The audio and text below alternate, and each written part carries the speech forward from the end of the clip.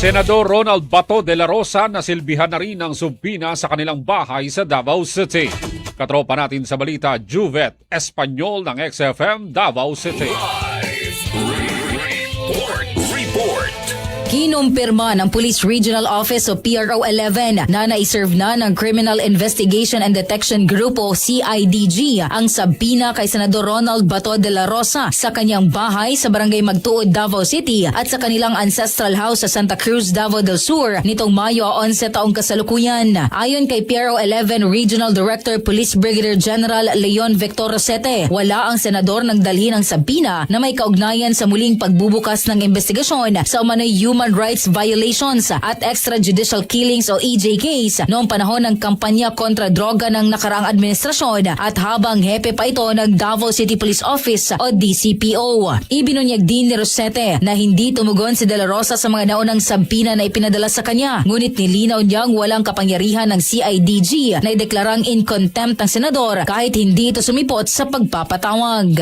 Doon sa na-receive nila na mga sabina, our Lieutenant Department make a reply on the comments or the evidences needed for the case for this defense. Well, pagka hindi sila mag-appear, then yung opportunity niya for present evidences, sayang, of course, ang tutuloy ng investigation ng CIDG and wala akong contact powers.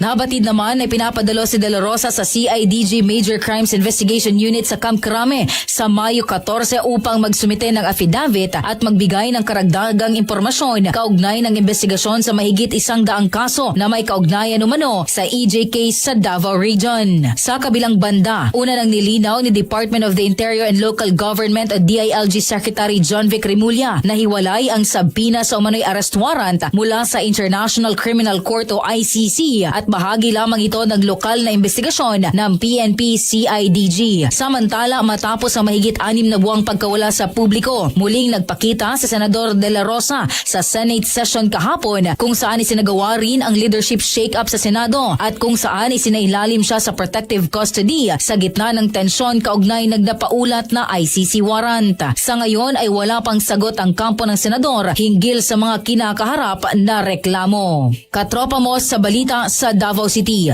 Juvet Espanyol, XFM News. News nationwide.